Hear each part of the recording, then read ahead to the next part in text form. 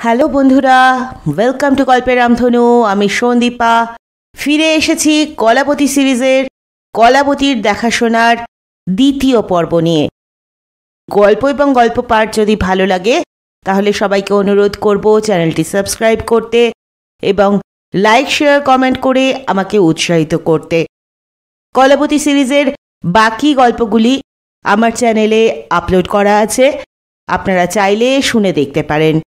তাহলে শুরু করা যাক মতি নন্দীর লেখা কলাবতী সিরিজ থেকে কলাবতীর দেখাশোনা। আজ পড়ছি দ্বিতীয় পর্ব। রবিবার 10টায় কলাবতী ময়দানে পৌঁছল। উঠতি প্রতিভা থাকে ছোট ক্লাবে, এই বিশ্বাসে সে ঠিক করেই রেখেছে ছোট ক্লাবের ম্যাচ দেখবে। শহীদ মিনারের ধারে ভবানীপুর মাঠে আম্পায়াররা স্ট্যাম্পের ওপর বেল সাজাচ্ছেন। বাউন্ডারির ধারে খেলোয়াড়রা জড়ো হয়েছে মাঠে নামার জন্য। কলাবতী এই মাঠের খেলা দেখার জন্য দাঁড়ালো না। তার কাঁধে ঝুলছে চামড়ার ঝুলি, তাতে আছে জলের বোতল, স্যান্ডউইচ, কলা, কাপড়ের টুপি আর খাতা কলম। ভবনাথের উপদেশ মতো সে জিন্স আর শার্ট পরেছে। সিএসজিসি টেন্ট ও মাতঙ্গিনী হাজরার মূর্তির মাঝের পথ ধরে এগিয়ে গুরু নানক সরণি আর রেড রোড পার হয়ে যুদ্ধে নিহত সৈনিকদের স্মরণে করা স্মৃতিস্তম্ভের চাতালে এসে সে দাঁড়ালো। তার সামনে রয়েছে ফুটবলে শট নিতে যাওয়া গোষ্ঠপালের মূর্তি। আরও দূরে মোহনবাগানের ঘেরা মাঠ, ডান দিকে ইডেন গার্ডেন স্টেডিয়াম, বাঁ দিকে মোহামেডান স্পোর্টিংয়ের ঘেরা মাঠ। এইসবের মধ্যে খোলা মাঠে সাদা ট্রাউজার শার্ট পরা লোকেদের ছোটাছুটি, ব্যাট বলে ধাক্কা শব্দ আর অ্যাপিলে চিৎকার। কোন মাঠে সে প্রথম যাবে? তালতলা, পুলিশ, কাস্টমস, গ্রিয়ার না হাইকোর্ট মাঠে? ঘেরা মাঠে সে যাবে না, এটা আগেই ঠিক করে রেখেছে। মনে মনে কিছু একটা স্থির করে সে পকেট থেকে একটা আধুলি বের করে টস করল। সেটা লুফেই টেল বলে মুঠো খুলে তার মুখ উজ্জ্বল হয়ে উঠল। হাইকোর্ট মাঠে প্রথম দিন রিপোর্টারি করতে এসেই ঠিক টস ডেকেছে। এটা তার কাছে শুভ লক্ষণ বলে মনে হলো।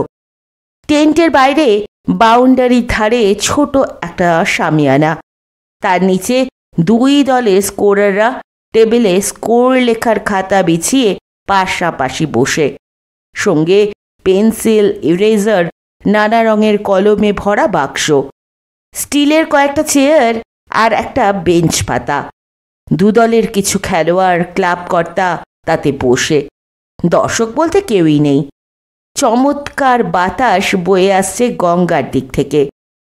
বাউন্ডারি ফ্ল্যাগগুলো টান টান হয়ে উঠছে। দুধারে সাদা বিছানা চাদরের মতো বাঁশে বাঁধা সাইড স্ক্রিন বাতাসে কাঁপছে। কলকাতার মাঝখানে অলস নির্জন দুপুর কাটাবার সেরা জায়গা ক্রিকেট মরশুমের গড়ের মাঠ। দূর থেকেই কলাবতী শামিয়ানার বাঁশে ঝোলানো স্কুলের ব্ল্যাকবোর্ডের মতো টেলিগ্রাফিক স্কোরবোর্ডটার দিকে তাকালো। তাতে টিনের প্লেটে সংখ্যা ঝুলিয়ে জানিয়ে দেওয়া হয় ম্যাচের হালচাল। বোর্ডের ওপর দিকে পাশাপাশি ঝুলছে 0 ও 2। এখন ব্যাটসম্যান দুজনের এই রান, মাঝে 4, অর্থাৎ 4 জন আউট হয়ে গেছে। তার নিচে 7, তার মানে ইনিংসের এখন এটাই মোট রান। 4 উইকেট পড়ে গেছে, হতেই পারে না। কলাবতীর মনে হলো নিশ্চয়ই ভুল করে 4 ঝুলিয়ে দিয়েছে। খেলা তো বড় জোর 3 কি 4 ওভার মাত্র হয়েছে, আর এর মধ্যেই 7 রানে 4 আউট। দ্রুত পা চালিয়ে এসে শামিয়ানার নিচে এলো। দুজন স্কোরারের মাঝে ঝুঁকে বিনীতভাবে সে বলল, দাদা, 4টে উইকেট কে নিল? ওভার সদ্য শেষ হয়েছে। স্কোর বুকের নানা জায়গায় ওরা পেন্সিলের আঁচড় দিচ্ছে। কেউ জবাব দিল না। আবার সে বলল, উইকেট 4টে কে? আপনি কে? বয়স্ক স্কোরারটি মুখ না তুলে প্রশ্ন করল, প্রেস রিপোর্টার। কলাপতি গলাটা গম্ভীর করে ভারিক্কি হওয়ার চেষ্টা করল। লোকটি তেরছা চোখে কলাপতিকে আপাদমস্তক দেখে নিয়ে বিস্মিত হল। ছেলেদের পোশাকে একটি মেয়ে, তাও এত অল্প বয়সী, সুতরাং অবাক তো হবেই। কোন কাগজের? বঙ্গবাণী বলেই সে অস্বস্তিতে পড়ল। যদি জিজ্ঞেস করে প্রেস কার্ড দেখি, তাহলে তো একটা বেইজ্জতি পরিস্থিতিতে সে পড়ে যাবে। তার কাছে তো প্রেস রিপোর্টারের কোনো প্রমাণপত্রই নেই। কিন্তু লোকটি আর কোনো কথা বলল না, যেহেতু পরের ওভার আরম্ভ হয়ে গেছে। খাতা বের করে কলাপতি যতটা সম্ভব ততটা ঝুঁকে স্কোর বুক থেকে বোলারের নামটা পড়ার চেষ্টা করল। স্বাধীন সংঘের বি বাগচি নামের বোলারই 4টে উইকেট পেয়েছে। খেলা হচ্ছে মিত্র পরিষদের সঙ্গে। 3 জন 0 রানে বোল্ড, একজন 1 রানে এলবিডব্লিউ, অতিরিক্ত 4 বাই রান, আর নট আউট ব্যাটসম্যান 2। বি বাগচির 2 ওভারে 4 উইকেট, 1 রান দিয়ে। খেলার 5ম ওভার শুরু হয়েছে। বাগচির এটা 3য় ওভার। প্রথম বলেই উইকেট কিপার ক্যাচ এবং ফসকানো, এবং বলটা গেল বাউন্ডারিতে। স্কোয়ার লেগ থেকে কলাপতি বুঝতে পারল না বলটা কী ধরনের ছিল। গুড লেংথে জোরে বল, খুবই জোরে। ব্যাটসম্যান যেন ভয়ে পিছিয়ে গিয়ে কুঁকড়ে গেল। বলটা ব্যাটের কোনায় লেগেছিল, মনে হচ্ছে সুইং ছিল। পরের 3টি বলই প্যাডে লাগলো। বাগচি ছাড়া আর কেউ কিন্তু এলবিডব্লিউ অ্যাপিল করল না। কলাপতি একটু অবাকই হল। আম্পায়ার সবকটা অ্যাপিলেই মাথা নাড়ল। এটা রমেনের কাণ্ড। আমাকে ডোবাবার জন্যই বাগচিকে আজ নামিয়েছে। কলাপতির পেছনেই চাপা হিস হিস স্বরে কেউ একজন কথাগুলো বলল। মুখ ফিরিয়ে এসে দেখল বেটে গোলগাল, ধুতি, পাঞ্জাবি, জহরকোট, চশমা, টাকওয়ালা এবং মুখটার আগে থমথমে এক প্রৌঢ়। লোকটা কথাগুলো যাকে বলল সে প্যান্ট শার্ট, খয়েরি হাফহাতা সোয়েটার পরা এক যুবক, মুখটা কাচুমাচু। এখনই রমেনকে খবর পাঠা, বাগচিকে আর একবারও যেন বল না দেয়। বোলিং যদি দেখাতে চায় তাহলে অন্য ম্যাচে যেন দেখায়। 250 রান পরিষদকে দেব কথা দিয়েছি। আর রমেন কিনা 4টে উইকেট ফেলে দিল 7 রানে। ক্যাপ্টেন্সি করা খুঁচিয়ে দেব। বলে দে, মিত্র পরিষদের টোটাল 250 করাতেই হবে, নয়তো পরের ম্যাচ থেকে স্বাধীন সংঘের অন্য ক্যাপ্টেন। এক্ষুনি খবর পাঠাচ্ছি তিলুদা। খয়েরি হাফ সোয়েটার ব্যস্ত হয়ে পা বাড়াল। তখন একটা আক্ষেপের শব্দ উঠল শামিয়ানার নিচে। কলাপতি তাড়াতাড়ি মাঠের দিকে তাকিয়ে দেখল সেকেন্ড স্লিপ মাঠে উপুর হয়ে বল যাচ্ছে 3rd ম্যানের দিকে। ক্যাচ ফসকেছে। এবার ওভারের শেষ বল। বাগচি 16 কদম ছুটে আসবে। শেষ কদমে লাফিয়ে উঠে হুবহু কপিল দেবের মতো ডেলিভারিটা করবে। কলাপতি লক্ষ্য করল স্ট্রাইকার ডেলিভারির আগেই স্ট্যাম্পের কাছে চলে এলো এবং বোধহয় চোখ বুজিয়ে ফেলেই ব্যাটটা সামনে ধরে রইল। বোল্ট হওয়ারই কথা। ব্যাটসম্যানটিকে মনে হচ্ছে যেন হাঁফ ছেড়ে বাঁচল। আম্পায়ারের দিকে না তাকিয়েই সে হাঁটতে শুরু করেছে। একজন ফিল্ডার দৌড়ে গিয়ে তাকে আটকালো। নো বল ডেকেছেন আম্পায়ার। ক্রিজে আবার ফিরে যাওয়ার সময় তার চলন দেখে কলাপতির মনে হলো যেন খুবই অপমানিত বোধ করছে তাকে ডেকে নেওয়ায়। বাগচিকে আর একটা বল করতে হবে। এবার সে ছুটে এসে খুব ধীর গতির ডেলিভারি করল। স্ট্রাইকারটি ব্যাট চালালো এমনভাবে যাতে বোঝা গেল সে ঠিক করেই রেখেছিল, হয় এসপার নয়তো ওসপার। ক্যাচটা উঠল বোলারেরই মাথার ওপর এবং বাগচি সেটা লুফে নিল। হাফ সাইড 13 রানে, অথচ 250 দেব বলেছি শিবুদাকে। দীর্ঘশ্বাসের মতো একটা শব্দও হলো। কলাবতী আর মুখ ফিরিয়ে দেখল না। সে জানে কথাটা কে বলল। ওদিকে এক গ্লাস জল হাতে খয়েরি হাফ সোয়েটার মাঠের মধ্যে পড়ি ছুটে যাচ্ছে ক্যাপ্টেন রমেনের দিকে। এরপরই ম্যাচের চরিত্রটা বদলে গেল। পরের ওভারে মিত্র পরিষদ পেল 11 run. Bagchi deep fine leg থেকে হেঁটে আসছে তার চতুর্থ ওভার বল করার জন্য। ওর বলে কি আছে সেটা বোঝার জন্য কলাবতী সাইড স্ক্রিনের দিকে এগোলো। ওখান থেকে লক্ষ্য করলে ধরা যাবে বলে কি কারিগরি রয়েছে। কিন্তু কি আশ্চর্য, ক্যাপ্টেন হাত নেড়ে বাগচিকে ডিপ ফাইন লেগে ফিরে যেতে বলছে। বাগচি হতবম্বের মতো তাকিয়ে দাঁড়িয়ে পড়ল এবং মাঠের বাইরে কলাবতীও। 3 ওভার বল করে 5 উইকেট পাওয়া বোলারকে আর বল করতে দেওয়া হলো না। এরপর ক্রিকেট খেলার নামে শুরু হলো প্রহসন। রানের বন্যা বইতে শুরু করলো মাঠের ওপর। এলবিডব্লিউর জন্য একটা আবেদনও আর শোনা গেল না। একটা ক্যাচও আর লোফা হলো না। কাছে দাঁড়ানো ফিল্ডারের কাছে বল গেলেও নির্বিঘ্নে রান নেওয়া গেল। ব্যাটসম্যান ক্রিজের 2 হাত বাইরে এবং উইকেট কিপারের গ্লাভসে বল, কিন্তু স্ট্যাম্প না হয়ে সে ক্রিজে ফিরে এলো। একমাত্র বোল্ড আউট হওয়া ছাড়া ব্যাটসম্যানদের আর কোনোভাবে আউট হওয়ার উপায় রইল না। কিন্তু লেগ স্ট্যাম্পের বাইরে ছাড়া বলই পড়ছে না, সুতরাং বোল্ড হওয়ারও উপায় নেই। এত সুযোগ পেয়েও মিত্র পরিষদের আরও 3 জন আউট হলো।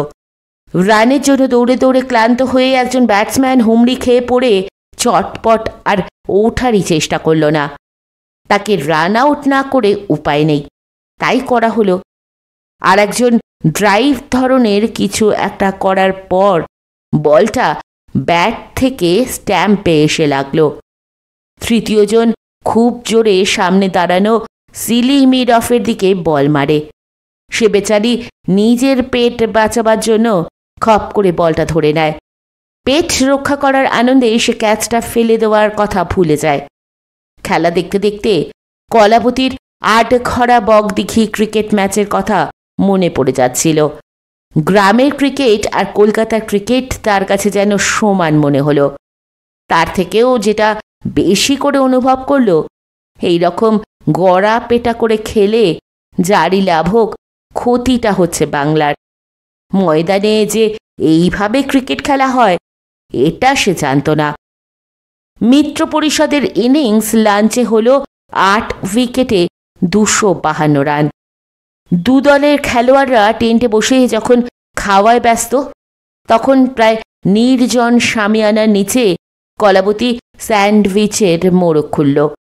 খেতে খেতে সে ঠিক করল স্বাধীন সংঘের ক্যাপ্টেন রমেনের সঙ্গে কথা বলে জেনে নেবে কেন সে বাগচিকে দিয়ে আর বল করালো না।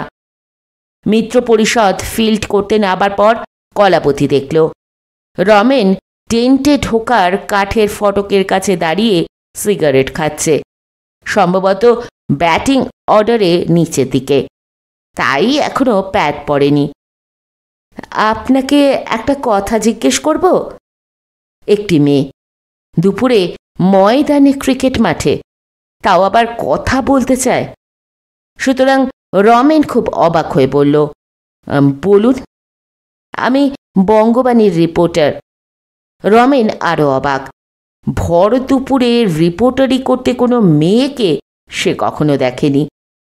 আপনি বাগচিকে দিয়ে আর বল করালেন না, এটা আমার কাছে অদ্ভুত লেগেছে। 3 ওভারে 5টা উইকেট যে নেয়, তাকে আর বল না দেওয়ার কারণটা বলবেন। রমেন ভাবেনি এমন প্রশ্নের সম্মুখীন তাকে হতে হবে। ছোট টিমের খেলা দেখতে কখনো কোনো রিপোর্টার আসে না, এইসব খেলায় দর্শকও হয় না। সুতরাং যেমন খুশি তেমনভাবে খেললেও কৈফিয়ত চাইবার কেউ নেই। রমেন কি জবাব দেবে বুঝতে পারছে না, উত্তর হাতড়াতে লাগল। ছেলেটার বলের পেস লক্ষ্য করেছেন? রমেন প্রশ্ন করল। দারুণ, কলাবতী বলল। উইকেটের অবস্থা খুব খারাপ। ময়দানে কোনো খোলা মাঠেই যত্ন নিয়ে উইকেট তৈরি করা হয় না। বাগচির এক একটা বল এমন লাফিয়ে উঠছিল যে আমার ভয় করেছিল।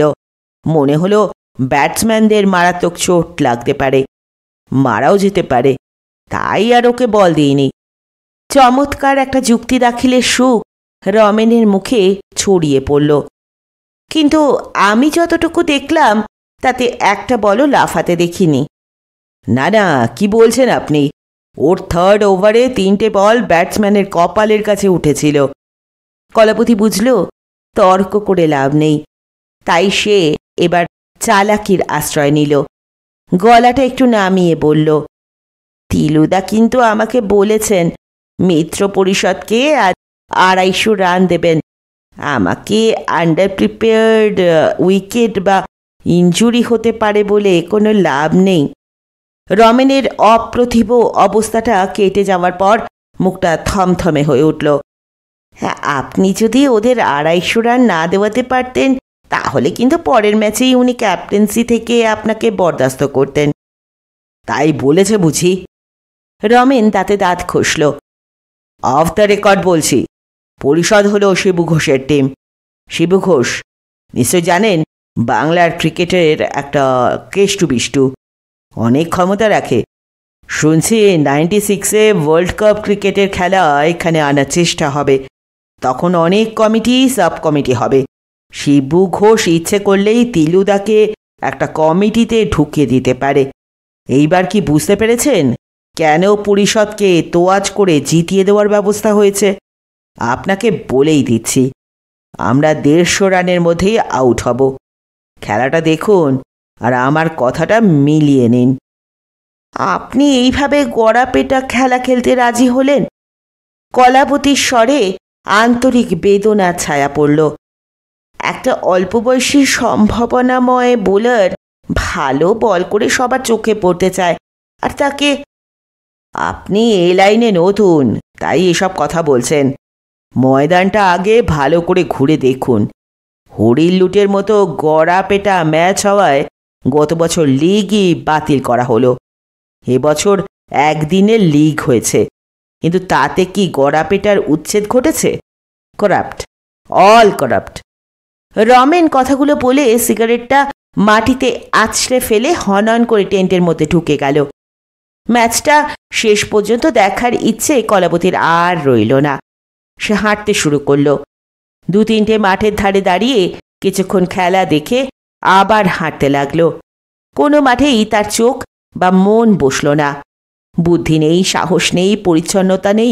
অমন খেলা সময় নষ্ট করে দেখা যায় না। অবশেষে ক্লান্ত বোধ করে সে YMCA মাঠে এলো। কিছু দর্শক স্কোরারদের কাছাকাছি ঘাসে পা ছড়িয়ে বসে ঝালমুড়ি চিবোচ্ছে। কলাবতীও 1 টাকার ঝালমুড়ি কিনল। স্কোর বোর্ডে দেখল 3 উইকেটে 108, একজনের 23 ও অন্যজনের 16 রান। আউট হওয়াদের কেউ হয়তো হাফ সেঞ্চুরি করে থাকতে পারে, কিন্তু কাগজে তার নাম উঠবে না।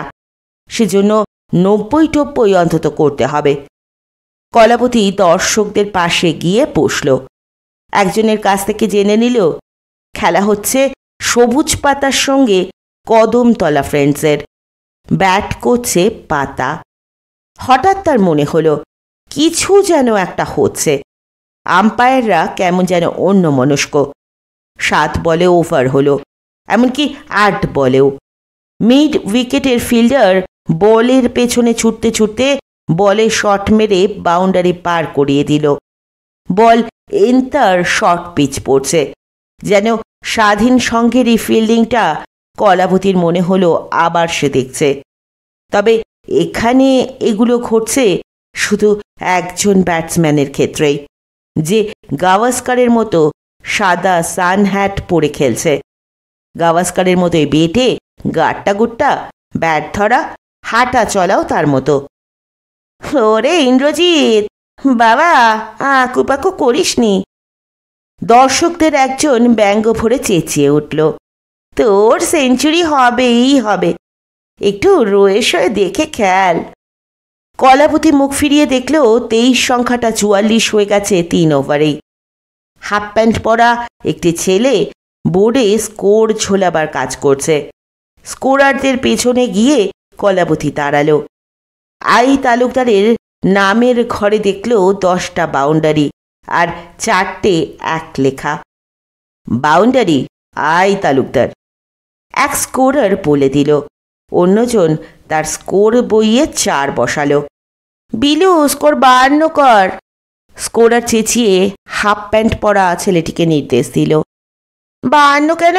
4 মারল 48 হবে তো। বিলু প্রতিবাদ জানালো যোগের ভুল ধরিয়ে। যা বলছি কর। স্কোরার চাপা ধমক দিল। বেচারা বিলু রানের তোড়ে এমন হিমশিম খাচ্ছে যে তাল রেখে স্কোর টাঙাতে ভুল করে 52 বদলে 62 করে ফেলল। হৈ হৈ করে উঠল দর্শকদের 2-3 জন। ওরে, চক্ষু লজ্জার মাথাও কি খেয়ে ফেলেছিস? 44 থেকে 62, একটা স্ট্রোকেই? চালিয়ে যা বাবা। আর একজন চেঁচিয়ে উঠল, বোলার চেঞ্জ, বোলার চেঞ্জ। এই বোলারটা গুড লেংথে বল ফেলছে, একে চেঞ্জ করো। সবাই হেসে উঠল এ কথা শুনে। লজ্জিত বিলু তাড়াতাড়ি 52 করে দিল 62কে। দাদা, ব্যাপারটা কি বলুন তো? কলাবতী উঠে গিয়ে সেই লোকটির পাশে বসল যে ওরে ইন্দ্রজিৎ বাবা বলে চেঁচিয়েছিল। একটি মেয়ে ময়দানে বসে ছোট 2টো ক্লাবের লিগ ম্যাচ দেখছে। লোকটির এতে অবাক হওয়ারই কথা। সে অবাক হয়ে কলাবতীর মুখের দিকে তাকিয়ে বলল, ময়দানে নতুন? হ্যাঁ, ঠিক বুঝতে পারছি না ওখানে কি হচ্ছে। ক্রিকেট বোঝেন? আমি খেলি। গত বছর বেঙ্গলের হয়ে এলাহাবাদ খেলে এসেছি। লোকটি এবার গম্ভীর হয়ে গেল। ওই যে ইন্দ্রজিৎ তালুকদার, এই সিজনে ওর 4টে সেঞ্চুরি হয়ে গেছে।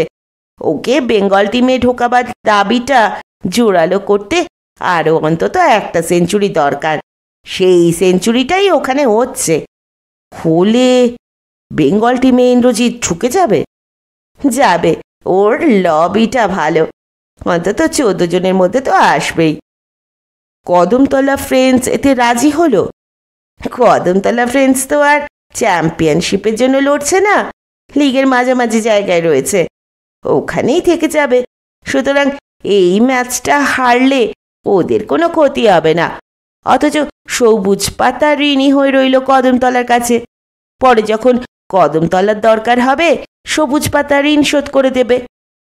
কলাবতীর স্তম্ভিত মুখটা দেখে লোকটি মুচকি হেসে বলল, খেলা দেখুন, বাঙালি ছেলের বীরত্ব কতদূর যায় সেটা সচক্ষে দেখুন। কলাবতীর দেখা আর শোনা হতে হতেই ইন্দ্রজিতের 52টা 72 হয়ে গেল। তার মনে হচ্ছে সে যেন অ্যালিসের মতো কোনো আজব দুনিয়ায় বসে খেলা দেখছে। যথাসময়ে সেঞ্চুরিটা হয়ে গেল। কদমতলার জনা 2 খেলোয়াড় হ্যান্ডশেক করল। সাদা টুপি এবং ব্যাট তুলে ইন্দ্রজিৎ শামিয়ানা থেকে কয়েকজনের পাঠানো করতালি গ্রহণ করল।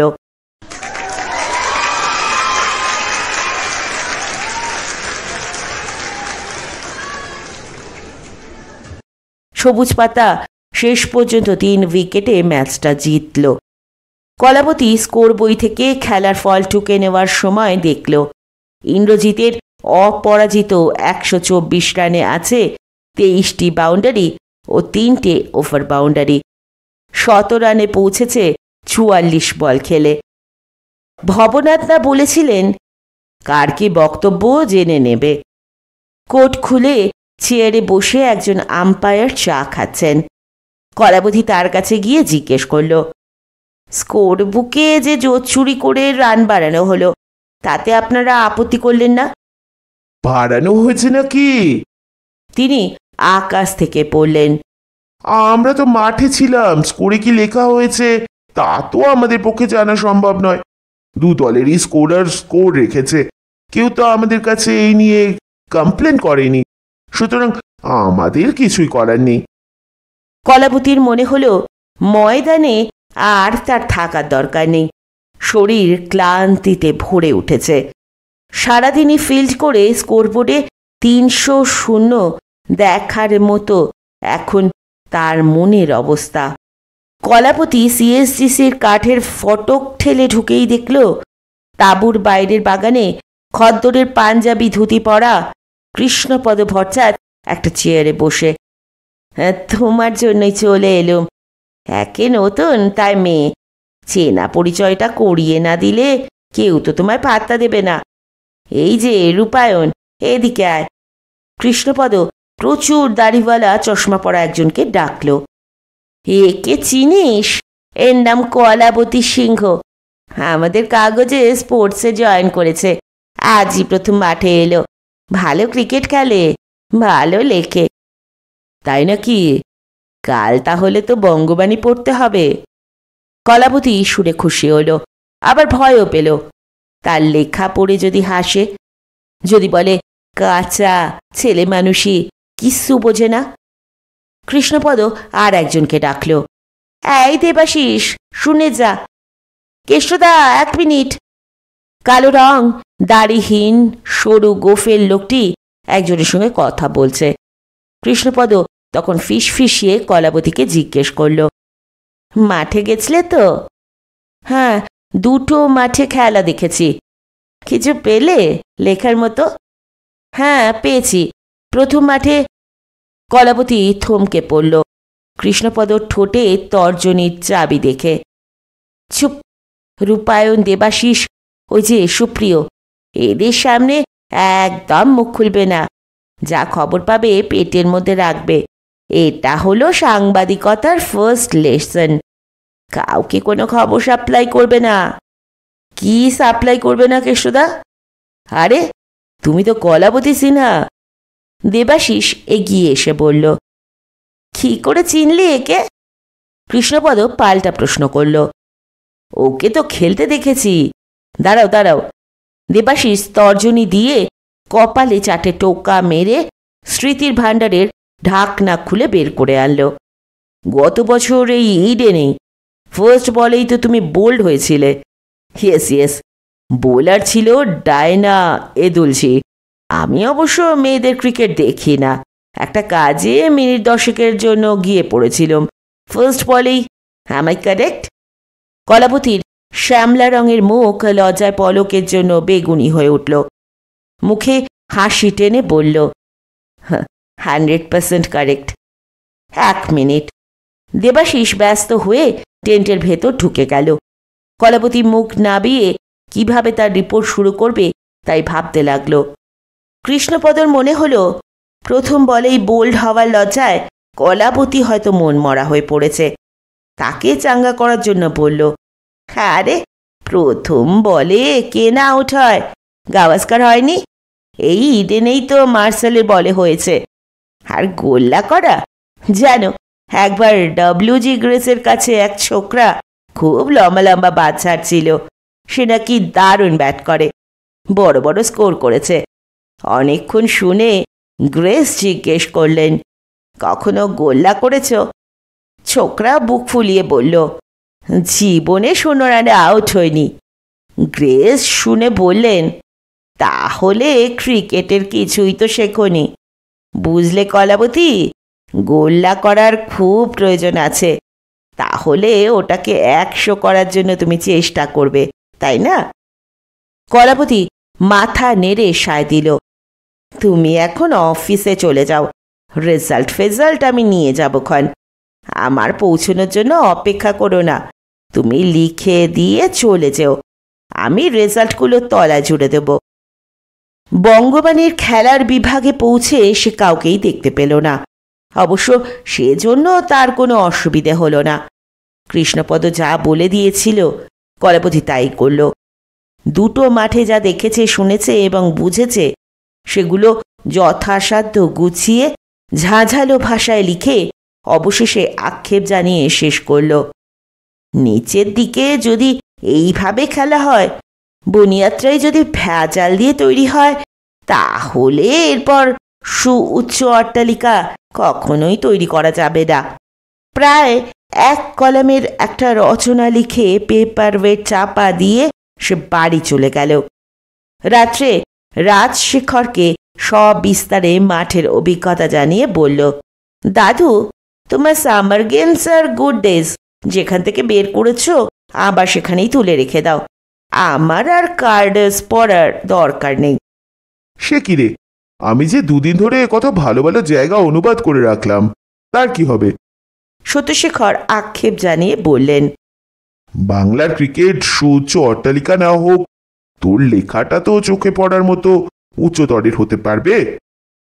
পরদিন ভোরবেলায় রাজশেখরের সঙ্গে জগিং সেরে বাড়ি ফিরেই কলাবতী দেখল কাকার হাতে বঙ্গবাণী, কিন্তু মুখটা বিমূঢ়। কাগজটা হাত থেকে ছিনিয়ে নিয়ে কলাবতী দ্রুত খেলার পাতাটা খুলল। ছাপার অক্ষরে তার লেখা বেরিয়েছে।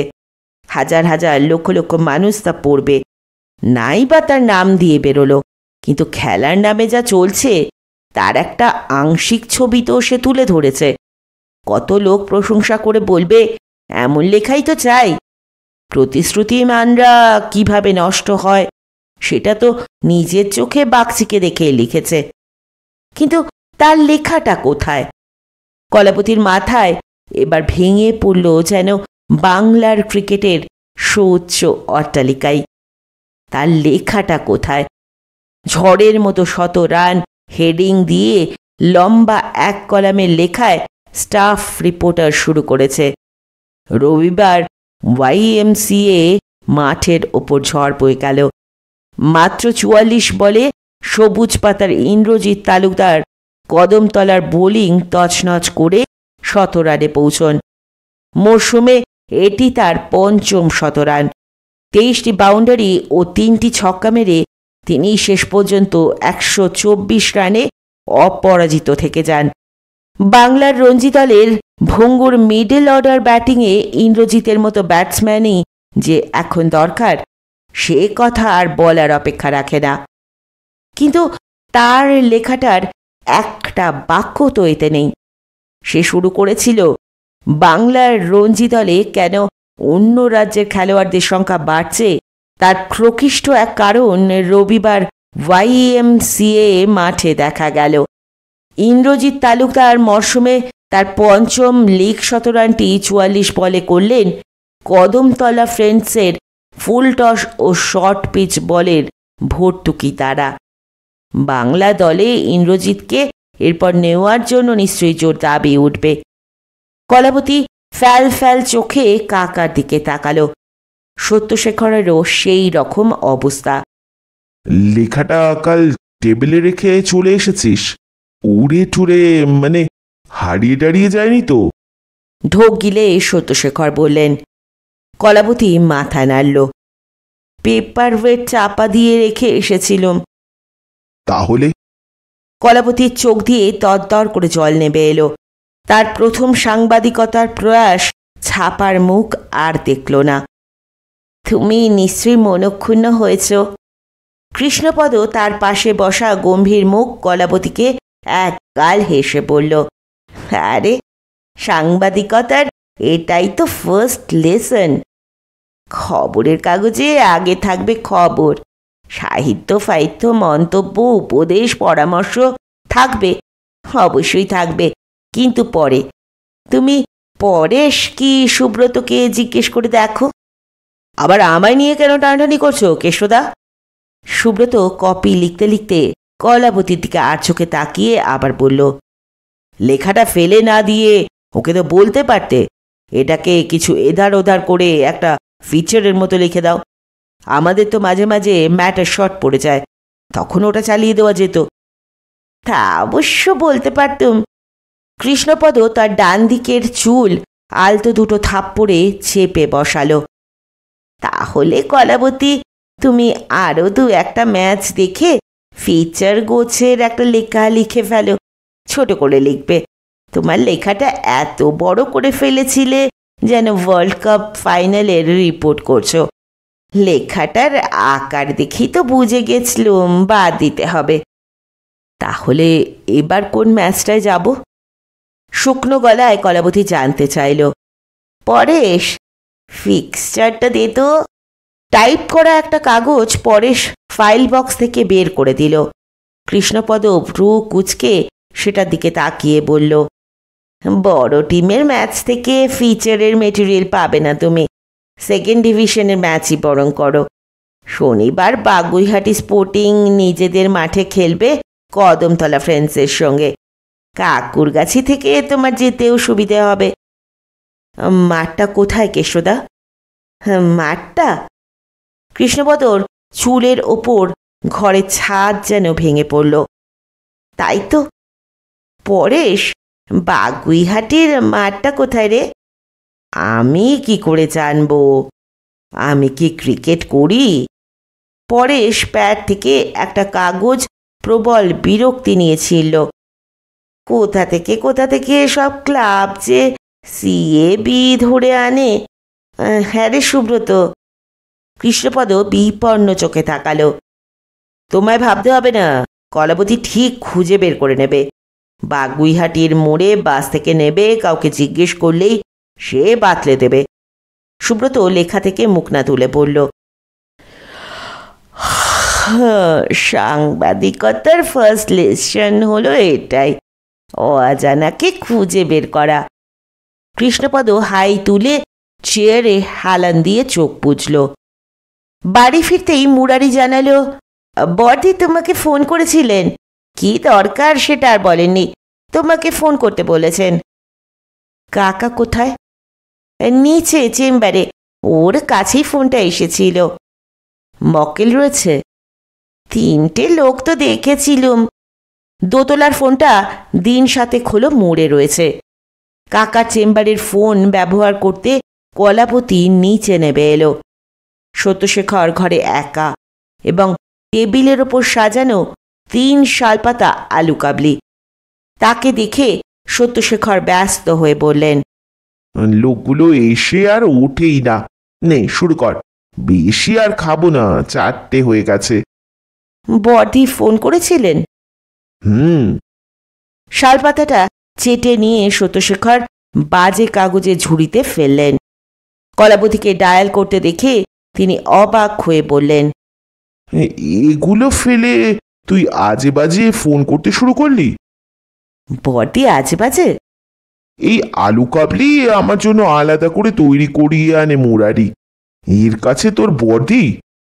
কলাবতী উত্তর দিতে যাচ্ছে, তখন ফোনে ওধার থেকে গম্ভীর পুরুষ গলা বলে উঠল, হ্যালো। গলাটা চিনতে পারল কলাবতী। কে? হরিদাদু, আমি কালু বলছি। কি খবর তোমার? ভালো আছো তো? বাড়ির সবাই, সতু রাজু ভালো আছে? আছে। মুলুর কাছে শুনলাম তুমি নাকি বঙ্গবাণীতে স্পোর্টস রিপোর্টিং করছো। আর কি কাগজ পেলে না? ওর এডিটর তো সদানন্দ ঘোষ, আমাদের অধিকারী ছেলে। ওর বাবা স্কুলে বাংলা পড়াতো। সদানন্দ তো এক কলম বাংলাও লিখতে পারে না। ওর কাগজে তুমি কি লিখবে? যে বাংলা শিখেছ সেটাও ভুলে যাবে। কার বুদ্ধিতে ওখানে গেলে? নিশ্চয়ই রাজুর।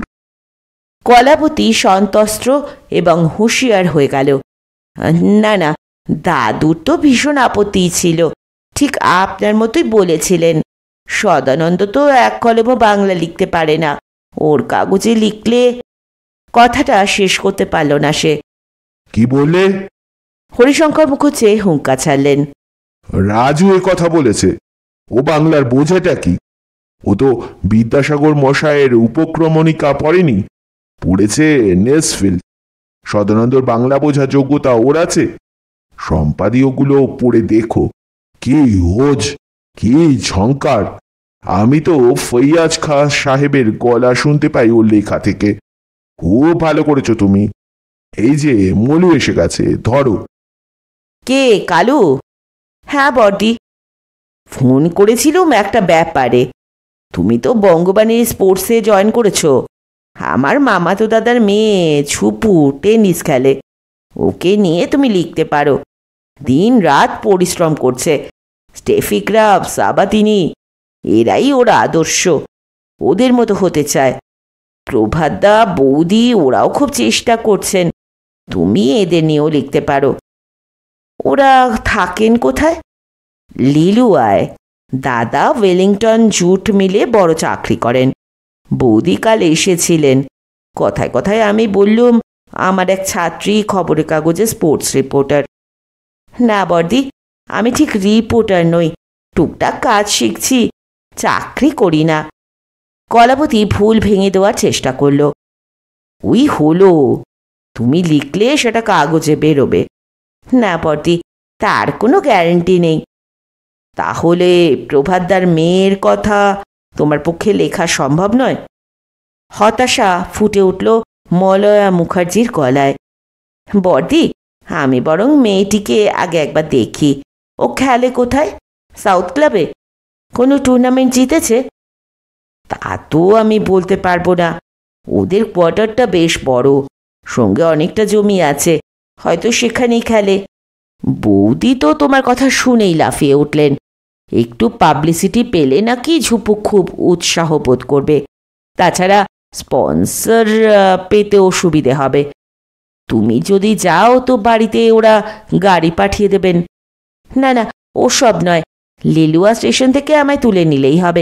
আমি বুধবার 3টে নাগাদ হাওড়া থেকে ট্রেনে উঠব। ওদের এটা জানিয়ে দিন। এখনই ফোন করছি, বলে দিচ্ছি পরশু 3টে থেকে যেন গাড়ি নিয়ে সবুজ সালোয়ার কামিজ পরা একটা মেয়ের জন্য স্টেশনে অপেক্ষা করে। ফোন রেখে সে সত্যশেখরের দিকে তাকালো। টেবিলে 3টে শালপাতা নেই। কি করব, ঠান্ডা হয়ে যাচ্ছিল, এত ভালো জিনিস। বুধবার লিলুয়া স্টেশনের বাইরে এসে কলাবতী হাত ঘড়িতে দেখল 3:30 বাজে। সবুজ একটা মারুতি দেখে তাকানো মাত্র গাড়ির পেছনের জানলা থেকে এক মহিলা হাত বাড়িয়ে নাড়লেন। ড্রাইভারও হর্ন বাজালো। গাড়ির পেছনের দরজা খুলে ধরে কৃতার্থ হওয়ার মতো গলায় মহিলা বললেন, সবুজ সালোয়ার কামিজ দেখেই বুঝে গেছি, আমি মলুর বৌদি ছবি চ্যাটার্জি। বেশিক্ষণ লাগবে না, মিনিট 10 রাস্তা। উনি আসতে পারলেন না, লেবারদের ঝামেলা চলছে। এখন মিলে রয়েছেন, আমাকে বললেন তোমাকে রিসিভ করতে। আচ্ছা, বঙ্গবাণী তো বেশ বড় কাগজ, এখন সার্কুলেশন কত? 4-5 হবে। ফাঁপড়ে পড়ল কলাবতী। সে সত্যি জানে না বঙ্গবাণীর বিক্রয় সংখ্যাটা কত। তার অনুমান 1,2,000 বেশি নয়, কিন্তু তার মনে হচ্ছে 1.5 লাখ বললে ছবি চ্যাটার্জি খুবই হতাশ হবেন, খাতিরটাও কমিয়ে দেবেন। এখন 6 লাখের কাছাকাছি। 6 লাখ! পুলকিত বিস্ময়ের ধাক্কায় ছবি চ্যাটার্জি অনর্গল কথা বলতে শুরু করলেন। জানলে, আমিও একসময় খুব খেলাধুলো করতুম, সাঁতার কাটতুম, দৌড়তুম, গাছে চড়তুম। গাছে চড়াটাও তো একটা খেলা, তাই না? চোর পুলিশ, গাদি, কানামাছি, কত রকমের যে খেলা খেলেছি, কিন্তু কোনো খেলাতেই উঁচুতে আর উঠতে পারলুম না। এই আক্ষেপটা আজও আমার রয়ে গেছে। উনিও বড় টেনিস প্লেয়ার হওয়ার স্বপ্ন দেখতেন, কলেজে পড়ার সময় খেলতেন, কিন্তু ক্যারিয়ারের কথাটা তো ভাই আগে ভাবতে হবে। উইম্বলডন জিতবেন ভাবতেন, সেই স্বাদ আর পূর্ণ হলো না। ছবি চ্যাটার্জির বয়স কলাবতীর মনে হলো বর্দির চেয়ে অনেক কম, বড় জোর 35, কিন্তু দেহের ওজনে বর্দির থেকে 35 কিলোগ্রাম বেশি হবেন। মুখটি সুন্দর, যাকে লক্ষ্মী প্রতিমার মতো বলা যায়। দুধে আলতা গায়ের রং, ধনীর কন্যা এবং দর্শনশাস্ত্রের MA। কলাবতী চ্যাটার্জিদের সম্পর্কে যথাসাধ্য হোমওয়ার্ক করেছে লিলুয়া রওনা হওয়ার আগে, কিন্তু এখন তার মনে হচ্ছে ভস্যে ঘি ঢেলেছে। আমাদের অপূর্ণ স্বাদ আকাঙ্ক্ষা এখন ঝুপুকে দিয়ে আমরা মেটাতে চাই। উনি গাদা গাদা বই কিনছেন আর রাত দিন পড়ছেন, সব টেনিসের বই, কোচিংয়ের বই, স্পোর্টস সাইকোলজির বই, স্পোর্টস মেডিসিনের বই, বড় বড় প্লেয়ারদের জীবনী। শোবার ঘরে 4টে তাক বইয়ে ভরে গেছে। ঝুপুও খুব খাটে, তবে ওর সম্পর্কে কাগজে কিছু বেরিয়েছে দেখলে উৎসাহটা বাড়বে। আরও খাটবে। ও বড় হলে সেটা তো দেশেরই বড় হওয়া। খবরের কাগজের এই দিকটা, মানে দেশের গৌরবের দিকটা তো দেখা উচিত, ঠিকই না? তুমি আসবে শুনে কালই ওর গোটা 30 ছবি তোলানো হয়েছে। তোমার তো লেখার সঙ্গে লাগবে। কলাপতি আগাগোড়াতেই হু হু করতে করতে অবশেষে উঁচু পাঁচিল ঘেরা কোয়ার্টারের ফটকে পৌঁছল। একতলা বাংলো বাড়ি, মোরাম ঢাকা পথ ফটক থেকে ঢাকা বারান্দা পর্যন্ত, দুধারে মরশুমি ফুল আর চন্দ্রমল্লিকা। কলাবতীর চোখ মুগ্ধ হয়ে গেল এবং তারপরই বিস্ময়ে গোলাকার। বাংলোর পশ্চিমে ফ্রক পরা ছোট্ট একটি মেয়ে, হাতে একটা টেনিস র্যাকেট, যার হাতলটার আধখানাই কেটে বাদ দেওয়া। কৌতূহলী চোখে তার দিকেই তাকিয়ে চোখাচোখি হতেই মেয়েটি দ্রুত চোখ সরিয়ে নিল, তারপর থামিয়ে রাখা কাজটা শুরু করল। বাঁ হাতের টেনিস বলটা শূন্যে ছুঁড়ে র্যাকেট দিয়ে মারল। বাংলোর দেওয়ালে লেগে বলটা ফিরে আসতেই ভলি করল। এইভাবেই সে জমিতে বল পড়তে না দিয়ে ক্রমান্বয়ে ভলি মেরে যেতে থাকল, ডাইনে বায়ে সরে অথবা পিছিয়ে গিয়ে। কলাপতি লক্ষ্য করল মেয়েটি একবারের জন্য বল থেকে চোখ সরাচ্ছে না। ভ্রু কুচকে গালের পেশি শক্ত করে মন প্রাণ নিজের কাজে ঢেলে সে বল মেরে যাচ্ছে। কখনো যদি বল ফসকাচ্ছে, পাশেই রাখা একটা প্লাস্টিকের বালতি থেকে বল তুলে নিয়ে আবার শুরু করছে। সময় নষ্ট হচ্ছে না। ঝুপু এখন ভলি প্র্যাকটিস করছে। ছবি ফিস ফিস করে গোপন খবর জানাবার মতো গলায় বললেন, 3:30 থেকে 4টে পর্যন্ত ভলি সেশন, 150 ভলি। 150? কলাপতি অনেকটা 6 লাখকে নকল করে বলল। শুনে আত্মপ্রসাদের হাসি ছড়িয়ে পড়ল শ্রোতার মুখে।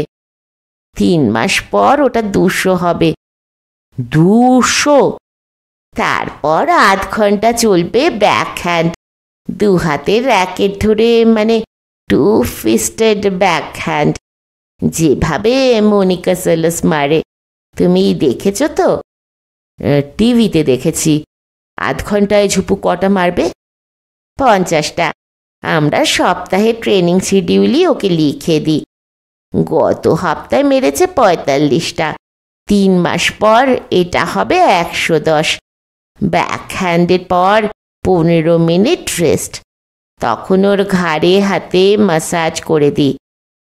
ট্রেনিংয়ের সময় কেউ লক্ষ্য করেন না ঠিকমতো হচ্ছে কিনা? বলতে বলতে কলাপতি তার ঝোলা থেকে নোট বই আর কলম বের করল। কেন, আমি থাকি, ওই যে ওখানে বসে দেখি। কলাপতিকে টুকতে দেখে ছবি চ্যাটার্জি প্রচণ্ড উদ্দীপনা নিয়ে বললেন। ঝুপুর সামনে একটা বড় রঙিন বাগান ছাতা আর চেয়ার কলাপতি আগেই দেখেছে। তার পেছনে নিকোনো মাটির একটা ছোট টেনিস কোর্ট, যাতে চুনগোলা দিয়ে দাগ টানা। কোর্টে নেট খাটানো রয়েছে। পেছনে বসে ওকে উৎসাহ দিয়ে যান। বল গালদের মতো বলও করিয়ে দিই। উফ, কি যে পরিশ্রম করতে হয় মেয়ের জন্য, সে তো তুমি বুঝবে না ভাই। কোর্টটা মাটির কেন? কথাটা শুনে ছবি চ্যাটার্জির যেন শ্বাসকষ্ট শুরু হলো।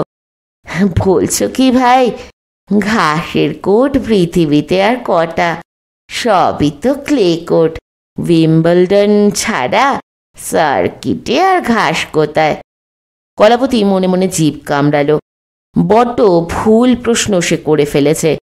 এখন থেকেই ঝুপু মাটির কোর্টের সঙ্গে সড়গড় না হলে গ্রাফ কি সেলসের মতো লড়বে কি করে? কম খরচ হয়েছে, 3 লরি মাটি, সেই সঙ্গে গোবর, খোল, আরও কত কি। ঝুপু সমানে ভলি মেরে চলেছে। একজন অপরিচিত যে দূর থেকে লক্ষ্য করছে, এটা সে গ্রাহ্যেই আনছে না। বয়স বড় জোর 9-10, মায়ের মতোই রং এবং মুখের গড়ন, ছোট চুল স্টেফিগ্রাফের মতো, ঘাড়ের কাছে রিবন বাঁধা, পা দুটি লম্বা এবং সুগঠিত। শুধু একা একা ট্রেনিংই করে যাচ্ছে, ম্যাচ খেলে না? ওর বাবা রোজ সকালে বেরোবার আগে 1 ঘন্টা ওর সঙ্গে খেলেন। আপনাদের দুজনকেই খুব খাটতে হয়। নিশ্চয়ই। চলো ভেতরে গিয়ে বসি। ঝুপু আজ আর ব্যাকহ্যান্ড করবে না। তোমার তো ওর সঙ্গে কথা বলতে হবে। না, তেমন কিছু প্রশ্ন আমার নেই। কলাবতী এগুলো ছবি চ্যাটার্জির সঙ্গে। বারান্দা থেকে বসবার ঘরে ঢুকেই সে থ হয়ে গেল। ঘরটা তো টেনিস পোস্টারের প্রদর্শনী। দেওয়ালে 1 ইঞ্চিও খোলা জায়গা নেই। জিমি কোন্সবার্গ, এভার্ট নাবরাতিলোভা থেকে সাম্প্রাস আর কাপ্রিয়াতি পর্যন্ত প্রায় 20 বছরের সব নামীদের রঙিন ছবি। এরা সবসময় চোখের সামনে থাকলে ঝুপু প্রেরণা পাবে। সোফায় বসলেন ছবি চ্যাটার্জি, সামনের সোফায় কলাবতী। ঘরে ঢুকল ঝুপু। মায়ের আঙুলের নির্দেশে কলাবতীর পাশে বসল, মুখটা নামানো, ঘামে ভেজা ঘাড়ের চুল চামড়ায় সেটে রয়েছে। একে কি জিজ্ঞেস করবে? তুমি কোন ক্লাসে পড়ো? ঝুপু মায়ের দিকে তাকালো। সারা দিনটাই তো ওর ট্রেনিং শিডিউলে ভরা, পড়বার সময় কোথায়? রেস্ট নেওয়াটাও খুবই দরকার, তাই ওকে স্কুলে দিইনি, আমিই বাড়িতে পড়াই। তোমার বন্ধুরা কি বলে তোমার এই টেনিস খেলা নিয়ে? ঝুপু মাথা নেড়ে অস্ফুটে বলল, বন্ধু নেই। বুঝলে ভাই, বেশি বন্ধু টন্ধু থাকলে তখন হইচই করার দিকেই মন চলে যাবে, তাই আমি ওকে মিশতে টিসতে দিই না। ঠিক করিনি? কলাপতি চুপ করে রইল। এখনকার দিনে মানুষ খাটে তো টাকা রোজগারের জন্যই। স্টেফি গ্রাফ 22 বছর বয়সেই $1,10,00,000 শুধু প্রাইজ মানি জিতেছে। টাকায় এটা কত হয় বলো তো? ঝুপুর বাবা হিসেব করে দেখেছে, প্রায় 33 কোটি টাকা। 4 বছর বয়সে বাবা স্টেফির হাতে র্যাকেট তুলে দিয়েছে বলেই তো আজ সে এত বড় হয়েছে, এত টাকা করেছে। ঝুপুর হাতে র্যাকেট আমরা দিয়েছি গত বছর, ওর 9 বছর বয়সে। আমি বলছি না 12 বছর পর ও 33 কোটি টাকার মালিক হবে, কিন্তু কিছু তো হবে। 20 কোটি, 15 কোটি, 10 কোটি। ছবি চ্যাটার্জি উত্তেজিত হয়ে সামনে ঝুঁকে টেবিলে চড় বসালেন। এর সঙ্গে বড় বড় কোম্পানির প্রোডাক্টের এন্ডোর্সমেন্ট থেকে পাওয়া আরও 10 কোটি যোগ করো। আসলে কি জানো, খরচা করা আর লেগে থাকা এই দুটো না হলে কিছু হয় না। 3 থেকে 5 বছর ফ্লোরিডায় কি ক্যালিফোর্নিয়ায় কোন টেনিস একাডেমিতে ঝুপুকে রাখা দরকার, কিন্তু খরচের কথা ভেবে আমরা এসব চিন্তা ত্যাগ করেছি। স্পন্সর পেলে অবশ্যই ওকে পাঠাবো। তুমি ভাই সেইভাবে লিখো যাতে স্পন্সররা এগিয়ে আসে। কলাবতী আর চোখে ঝুপুকে দেখল। মাথাটা হেলিয়ে সে পায়ের বুড়ো আঙুল দিয়ে মেঝে আঁক কাটছে, চোখের ভাব ঘুমে জড়িয়ে আসার মতো। কলাবতীর ইচ্ছে করল বুকের কাছে টেনে মাথায় হাত বুলিয়ে ওকে বলতে, ছুটে ওই বাংলো থেকে বেরিয়ে সামনে যাকে পাবে তার সঙ্গে বন্ধুত্ব পাতাও।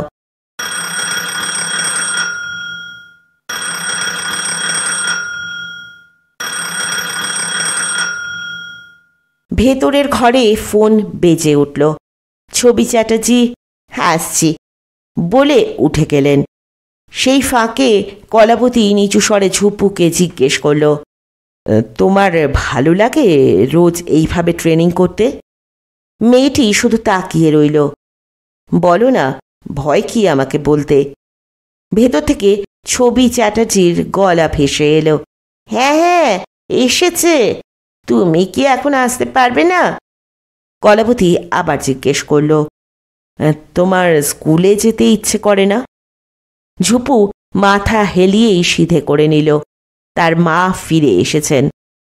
ঝুপুর বাবার ফোন, মিলে আটকে পড়েছেন, বললেন ক্যাসেটটা তোমাকে শোনাতে। কিসের ক্যাসেট?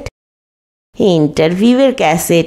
টুর্নামেন্ট জিতলে রিপোর্টাররা যখন নানা রকম প্রশ্ন করবে তখন ঝুপু কি উত্তর দেবে? ওর বাবা ইংরেজিতে 80টা নানা রকমের প্রশ্ন আর তার উত্তর নিয়ে ক্যাসেট তৈরি করেছে। রাত্রিরে ঘুমোবার আগে ঝুপু আধ ঘন্টা ক্যাসেট শোনে আর মুখস্থ করে। উনি প্রতিদিন লাঞ্চ করতে এসে খাবার টেবিলে ওকে ইন্টারভিউ করেন। সব দিক থেকেই আমরা ওকে তৈরি করে যাচ্ছি। তোমাকে ক্যাসেটটা এনে ওকে থামিয়ে কলাবতী বলল, আজ থাক, আমার দেরি হয়ে যাবে ফিরতে।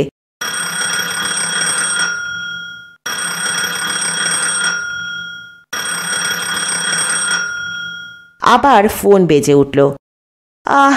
একটু কথা বলতেও দেবে না। আসছি ভাই। ছবি চ্যাটার্জি ঘর থেকে বেরোতেই কলাবতী ঝুপুর দিকে তাকিয়ে জিভ বের করে ভেঙচি কাটল। তুমি গুপি গায়েন বাঘাবায়েন দেখেছ? হ্যাঁ, টিভিতে। ভূতের রাজা দিলবর সুর করে লাইনটা চাপা স্বরে গেয়ে উঠে এসে বলল, কেমন লাগে? খুব ভালো।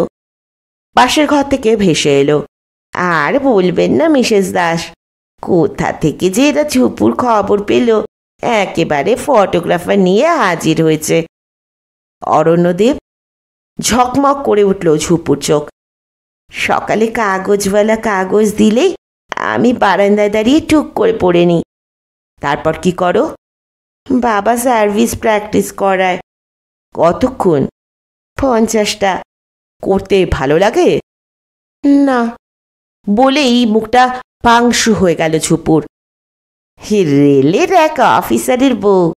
ঘরে ঢুকলেন ছবি চ্যাটার্জি। মেয়ে ক্লাস 4-এ উঠেছে, ফার্স্ট হতে পারেনি, তাই দুঃখ করছিল। দুপুরে খেয়ে বেরিয়েছ, এতক্ষণে খিদে পাওয়ার কথা। একটু কিছু মুখে দাও, কোনো কথা শুনবো না। কলাবতী না না উপেক্ষা করে তিনি ভেতরে দরজার কাছে গিয়ে ডাকলেন, বাসন্তী, নিয়ে এসো। সেই ফাঁকে কলাবতী ফিসফিসিয়ে জিজ্ঞেস করল, তুমি স্টেফিগ্রাফ হতে চাও? না। কি হতে ইচ্ছে করে? ভূতের রাজা। ট্রে হাতে ঘরে ঢুকলো এক প্রৌঢ়া। এত রকমের খাবার? কলাবতী আঁতকে উঠে বলল, করেছেন কি? সব কি আমার জন্য? তা না হলে কার জন্য? আমার শরীর দেখছ তো, খাওয়া কমিয়েও কিছু হচ্ছে না। আর ঝুপুর তো এসব খাওয়ার কথাই নয়। কলাবতী লক্ষ্য করল ঝুপুর জুলজুল চোখ খাবারের প্লেটগুলো চেটে গেল। তার পলকের জন্য মনে পড়ল কাকাকে। কি খুশি না হতো এই ট্রেটা যদি সামনে পেত।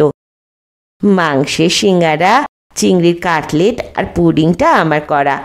ঝুপুর বাবা কাল নিউ মার্কেট থেকে পেস্ট্রি, আপেল, আঙুর আর পেস্তার বরফি এনেছে। খাবারগুলোর দিকে তাকিয়ে কলাবতীর মনে হলো সে খুবই অন্যায় করবে এগুলোকে।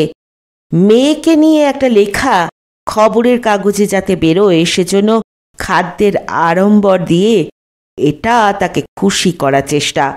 কিন্তু সে ঠিক করেই ফেলেছে, এই দুর্ভাগা মেয়েটি সম্পর্কে একটা লাইনও লিখবে না। কিন্তু আমার তো এর সবকটাই খাওয়া বারণ। বড়দি বোধহয় আপনাকে বলতে ভুলে গেছেন।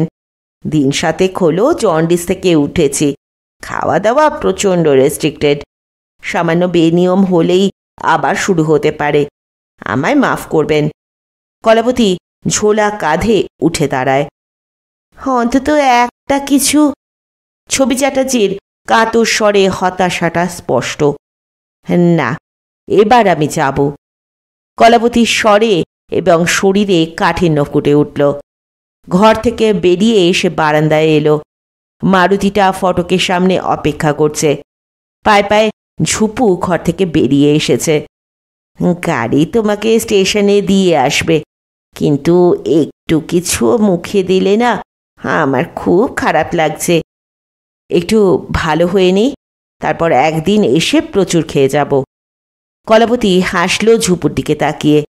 মেয়েটি চোখে আবার ঘুম জড়ানো শ্রান্তি নেমে এসেছে। ও মা, দেখছো, আসল জিনিসটাই দিতে ভুলে গেছি। ছবি চ্যাটার্জি ঘরের মধ্যে ছুটে গেলেন। তখন কলাবতী ঝুপুর দিকে তাকিয়ে বলল, ভূতের রাজা দেখতে কেমন জানো? না। চোখ মুখ কুচকে সে জিভ বের করে দেখালো। হন্তদন্ত হয়ে ছবি চ্যাটার্জি ফিরে এলেন হাতে একটা খাম নিয়ে। ছবিগুলোই দিতে ভুলে যাচ্ছিলাম। খাম হাতে গাড়িতে ওঠার সময় কলাবতী একবার ফিরে তাকালো। বারান্দায় মায়ের পেছনে দাঁড়িয়ে ঝুপু, জিভটা বের করে। ফেরার সময় তার মনে হয়েছে, যদি না লিখি তাহলে বর্দি কি ভাববেন? ওরা বর্দির আত্মীয়, বর্দি নিশ্চয়ই আশা করবেন তার আত্মীয়ের মেয়েকে নিয়ে কালু লিখবে, অথচ তার মন একদমই রাজি হচ্ছে না এই লেখাটা লিখতে। একটা বিচিত্র ধরনের সংকট। বাড়ি ফিরেই সে ফোন করল। তার অসীম সৌভাগ্য, ফোন করার সময় চেম্বারে কাকা ছিল না, এবং অপর প্রান্তে ফোনটা হরিশঙ্কর নয়, ধরল মলয়াই। বর্দি, আমি খুব মুশকিলে পড়ে গেছি, কি করব সেটা আপনি বলে দিন। কলাবতী মরিয়া হয়ে মানসিক দ্বন্দ্ব থেকে রেহাই পাওয়ার জন্য মলয়ার সাহায্য চাইল। লিলুয়ায় যা দেখল এবং শুনল তার বিবরণ সংক্ষেপে জানিয়ে এসে বলল, বর্দি, ওরা নিজেদের অপূর্ণ মনোবাঞ্ছা পূরণের জন্য 10 বছরের একটা মেয়ের শরীর আর মনের ওপর রীতিমতো অত্যাচার চালাচ্ছেন। এভাবে বোকার মতো কখনো খেলোয়াড় তৈরি করা যায় না। খেলাটা আপনা থেকেই আসে, একে জোর করে চাপিয়ে খেলোয়াড় বানানো যায় না। এটা একটা স্বতঃস্ফূর্ত ব্যাপার। ওরা মেয়েটাকে মেরে ফেলছেন, ওর জীবনটা নষ্ট করছেন। ট্যালেন্ট আছে কি নেই তা জানি না, তবে এখনই বলে দিতে পারি, ঝুপু কোনো দিনই টেনিস প্লেয়ার হবে না। বাবা মা ওকে ঘিরে কোটি কোটি টাকার স্বপ্ন দেখছেন। কি ভয়ঙ্কর স্বার্থপর! আমার ভীষণ কষ্ট হচ্ছে ঝুপুর জন্য। বর্দি, আপনার আত্মীয় ওরা, আপনি অনুরোধ করেছেন লেখার জন্য, কিন্তু লিখতে আমার মন চাইছে না। বর্দি, আমি তাহলে কি করব? কলাবতী শ্বাস প্রায় না নিয়েই একটানা কথা বলে তার ভেতরের উত্তেজনাকে মুক্তি দিল। কিন্তু ওধার থেকে কোনো সারা শব্দ আসছে না কেন? সে ভাবল, তাহলে বর্দি কি ক্ষুণ্ণ হলেন? হয়তো মামা তো দাদা বৌদিকে কথা দিয়ে ফেলেছেন তার ছাত্রীকে দিয়ে লিখিয়ে কাগজে ছাপিয়ে দেবেন। এখন সেই ছাত্রী লিখতে না চাওয়ায় নিশ্চয়ই রেগে গেছেন। বর্দি, হ্যালো। কালু, একদিন ক্লাসে তোমায় কি বলেছিলাম তা মনে আছে? কি বলেছিলেন? যথার্থ যা দেখবে, শুনবে, বুঝবে তাই লিখবে। কালু, তুমি কিন্তু এই লেখাটা লিখবে না। গম্ভীর থমথমে মলয়ার কণ্ঠস্বর। মানবিক বোধ নষ্ট করো না। কিছু না লিখলেই বোধহয় ঝুপুর উপকার করা হবে। আমি কালই লিলুয়ায় গিয়ে ওদের সঙ্গে কথা বলবো। আর একটা কথা, আমি খুব খুশি হয়েছি। ফোনটা রেখে কলাবতীর মনে হলো বুক থেকে যেন একটা পাষাণ ভার নেমে গেল। আজ এ পর্যন্তই। শুনছিলেন মতিনন্দীর কলমে কলাবতী সমগ্র থেকে কলাবতীর দেখাশোনার দ্বিতীয় পর্ব। গল্প এবং গল্প পাঠ যদি ভালো লাগে তাহলে পাশে থাকবেন। পরের দিন এসে হাজির হব এই গল্পের শেষ পর্ব নিয়ে। ততক্ষণ পর্যন্ত সকলে ভালো থাকবেন, সুস্থ থাকবেন, পাশে থাকবেন। নমস্কার।